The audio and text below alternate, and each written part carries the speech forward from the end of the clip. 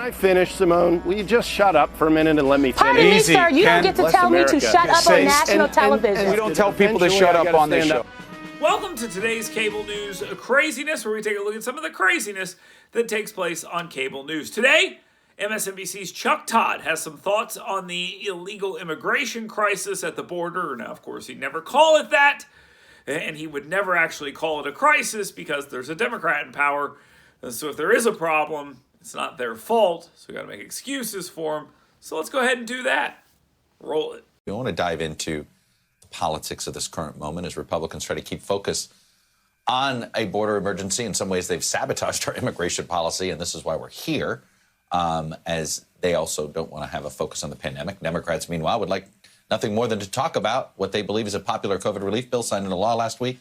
The situation at the border has complicated things for them significantly. So joining us now, Maria Teresa Kumar, founding president of Voto Latino, an MSNBC contributor, and former Florida Republican Congressman Carlos Curbelo. He's also an MSNBC political analyst. Maria Teresa, look, this is an impossible situation in some ways because, in many ways, the asylum process was essentially destroyed by Stephen Miller. They sort of blew it up. Now, in order for anything Chuck Todd is saying here to make sense, you have to forget that there are people coming to the border with shirts that say, Biden, let us in. But they're arguing that this isn't Biden's issue. In fact, it's Trump's issue. In fact, it's the entire GOP's issue because they are the ones who sabotaged immigration policy. Except that didn't happen at all.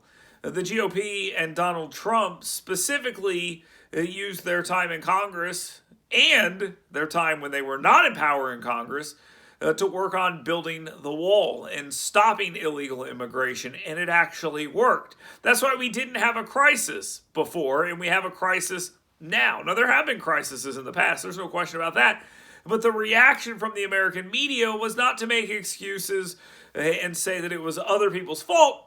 It was to blame Donald Trump specifically. So it was Donald Trump's fault when illegal aliens were coming here when he got into office. It was Donald Trump's fault for stopping them because he was being mean and racist.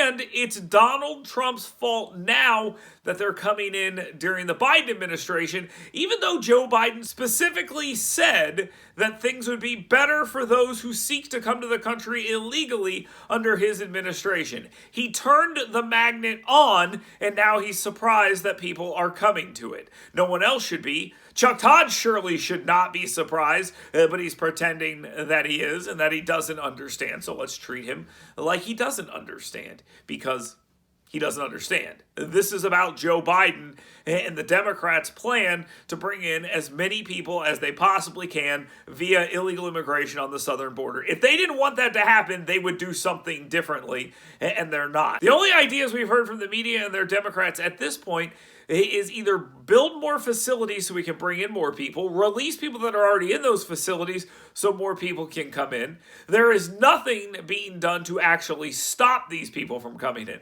So if you want to blame the GOP for that, go right ahead. It doesn't make any sense, and it's a credibility killer. It's cable news craziness, and we bring that to you every day. So like, subscribe, follow, leave a comment, and come on back tomorrow. Hey folks, Dale Jackson here for my good friend Matt Curtis and the Matt Curtis Real Estate Team. Now, Matt Curtis has been a friend of mine for a long time, but he's been my realtor longer than that. He has done a great job for me. He has bought and sold homes. One time he sold a house so quickly that I was standing in the living room with my wife and I said, where are we going to live? We sold our house so quickly we didn't even have a place to live. Matt Curtis solved that problem for me as well. Matt Curtis is that amazing. So learn more about Matt Curtis and the Matt Curtis Real Estate Team by going to mattcurtisrealestate.com. Check him out today and tell him Dale Jackson sent you.